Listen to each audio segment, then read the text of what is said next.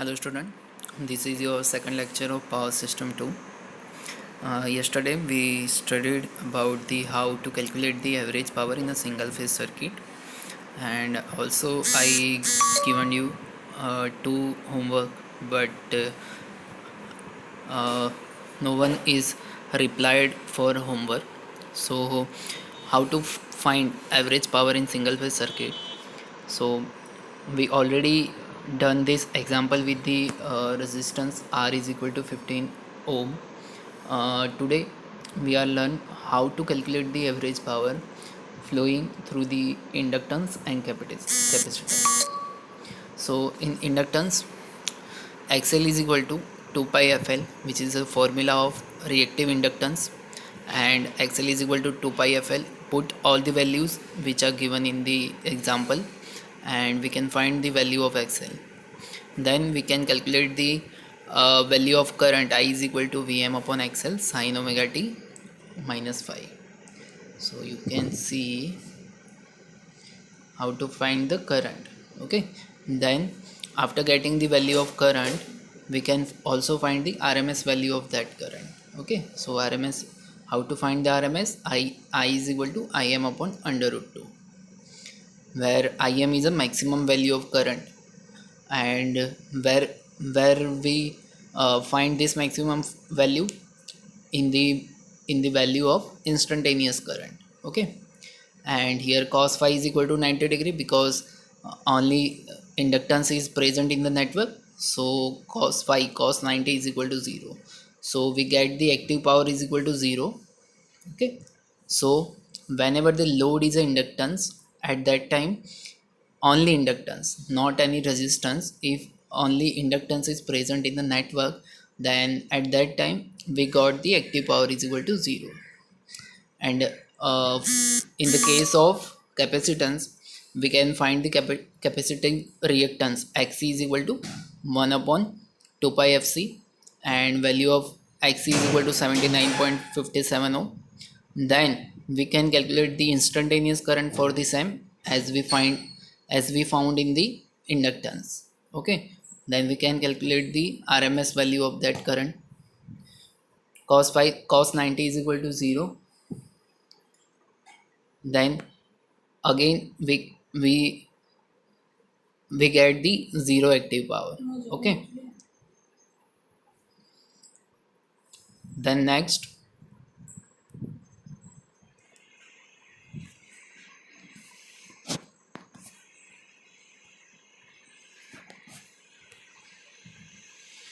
complex power. Complex power is the product of voltage across the load and the conjugate of current flowing through the load.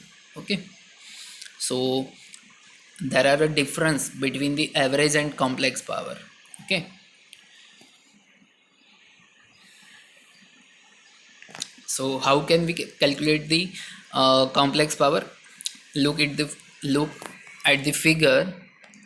In the figure we can see here one AC circuit, and this AC circuit is gets applied through the supply. And what is the input? Input is a combination of active and reactive power. Okay, so how can we calculate this complex power? So we have a formula of voltage. V is equal to value of V into e raised to I alpha. And what is the value of I is equal to I angle beta, or we can also write is a I and e raised to I beta. Okay, then how can we calculate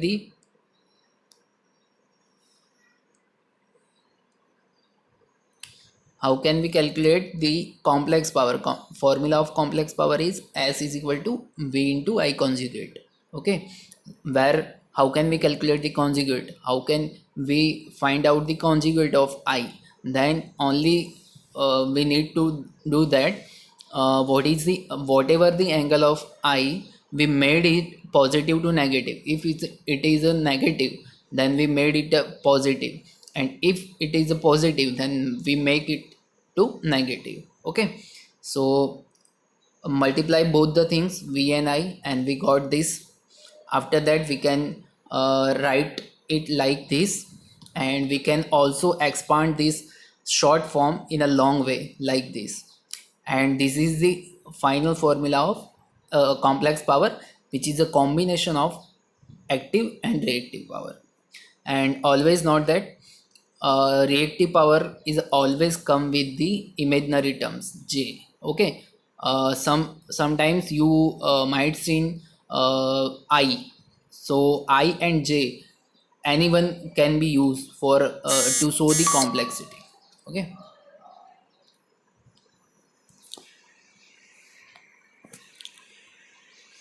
Next, the numeric value of real and imaginary parts of a product S is equal to V I conjugate determines the whether the P and Q are absorbed or supplied by the network. So there are two cases. If current I lags the voltage by angle phi. First case is if current I is lag then the voltage by phi 0 to 19, both vi cos phi and vi sin phi both are positive if current I is lags the voltage by phi angle. But if current leads the voltage by angle phi, then in that case both the parameter vi cos phi is positive and vi sin phi is a negative. Okay, so how can we say power is getting absorbed or power is supplied to the network? Okay, so how can we say that if power real power P is positive, then it means that circuit absorb the real power. But if power P is negative, it means that circuit supplies the real power. Okay, and if Q reactive power is a positive, then it means that it absorbs the reactive power. And if Q is negative, then it says that it is supplies the reactive power. So take note of this P and Q value, or you can also remember like this: if P is positive, that whenever the power is positive, it means that the power is absorbing. But if power is negative, it means that it supplies the power. Okay, whether it is a real or reactive power.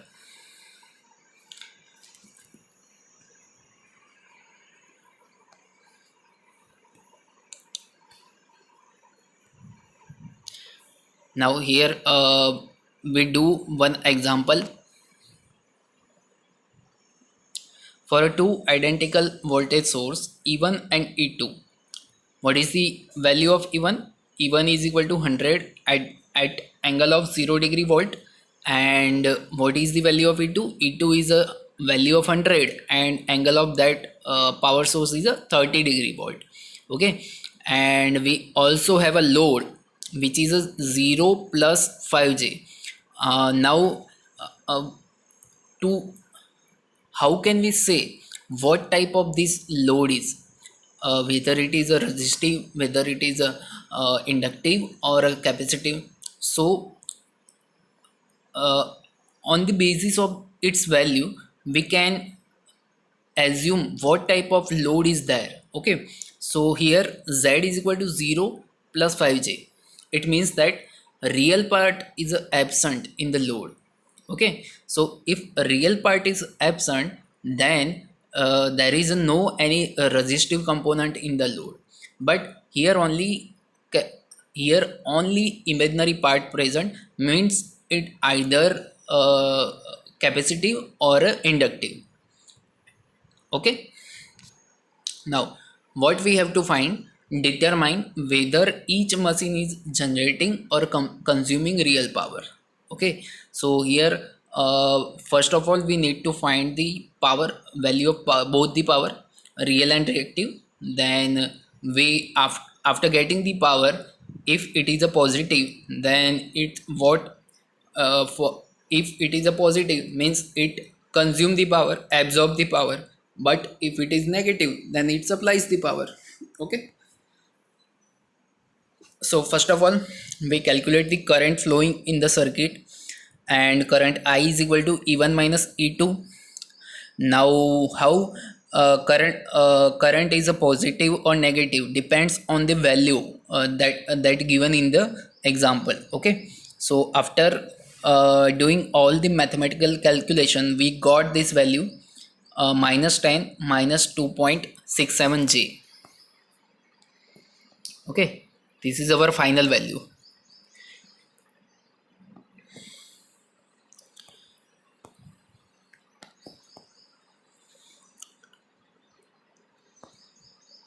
Okay, now not that current entering in the machine 1. Okay, we taken the direction of current from E1 to E2. Okay, now if here we can see that current is a negative form. Okay, here current is in negative form. It means that current entering, what is the current entering in the machine E1 is opposite of this I. Let me bit clear. Okay, we assume this direction. We assume direction of current I is equal to from, sorry, I from E1 to E2, but we got the negative result for that. So it means that current is flowing in the, also we can say that what is the current entering in the machine 1. Current entering in the machine 1 is opposite of this current I, so we can write minus I. Okay, and if we multiply this minus in the I1, then we got the value this. Okay, and this is the positive value.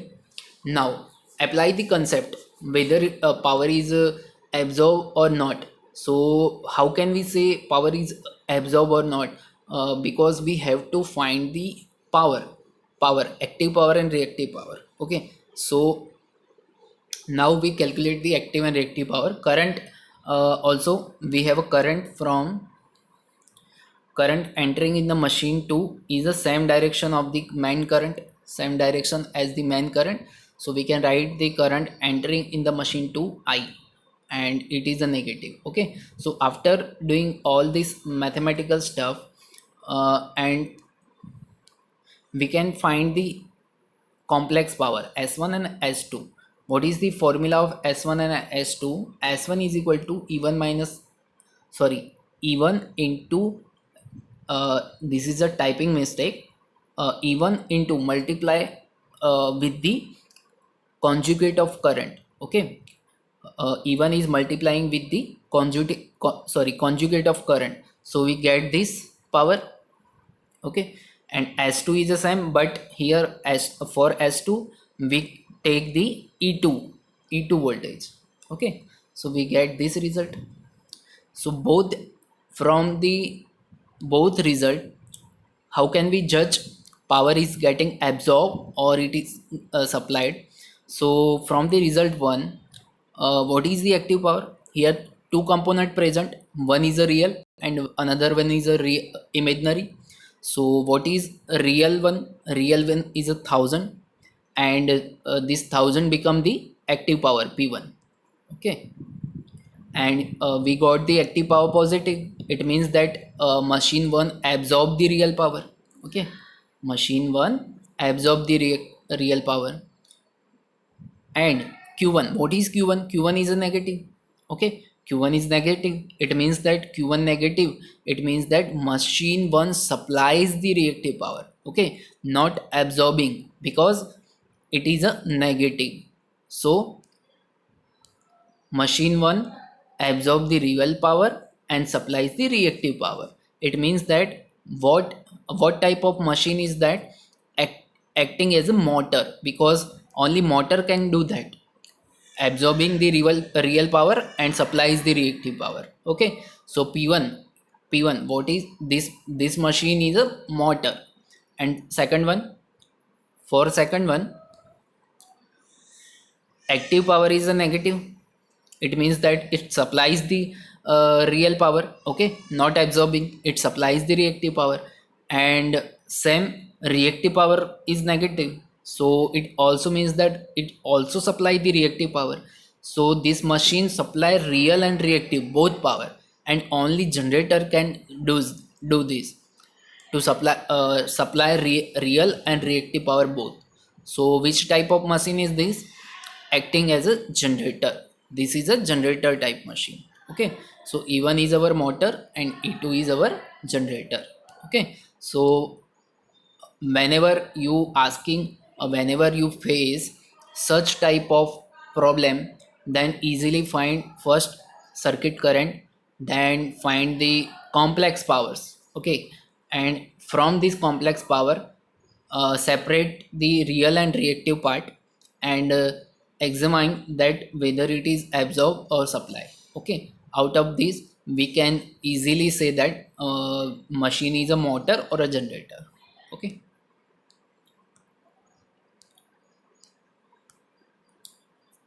Voltage and current in a balanced three-phase AC circuit. What is a three-phase AC circuit? An electrical power system made up of three line wire. You all know. Let the three-phase generator supplies the balanced three-phase star loads. Okay. Here you can see that one type here it is a generator. Sorry. Here it is a generator and this is our load. Okay. This is a generator and this is a load. Okay, so now how can we write the powers, मतलब how can we write the voltage and currents flowing through this circuit? Then we can easily write this is a three phase generator. Then what is the EMF values? These all are the EMF values of generator, and these all are the terminals voltage of that generator. Okay, so we have a EMF values and ju- terminal voltage, so we can easily find the currents. So this is the current value of each phase. This is a three phase and delta star connected system, so we can easily find the current. IAN is equal to ea0 EMFs of the phase A divided by the impedance of this circuit. What is the impedance? ZZ. It is a sorry, this is a ZG. Okay, and plus ZY, मतलब this is a ZG is a impedance of generator and ZY is a impedance of load. So after doing all the mathematical calculation, we got the IAN is equal to VAN upon ZY. Okay, so like that we can also find other two phase current. Voltage are equal in a magnitude, so this is a three phase system and voltages are equal in magnitude and 120-degree apart in a phase, and current is also equal in a magnitude and 120-degree apart in a phase if and only if your load is a resistive, otherwise the angle will be changed. Okay, current and angle between the current and voltage will be changed if load is changed. Okay, the condition of the same magnitude and displays 120-degree apart in a phase is called a balance system. Okay, so whenever you encounter or whenever you face the problem that what is the balance system, what is the balance condition, then condition of the same magnitude and displays by 120 degree is called the balance system. Okay, so we stopped here, and if you have any query or any doubt related to anything like a video or according to content, then you can comment in the comment box. Thank you.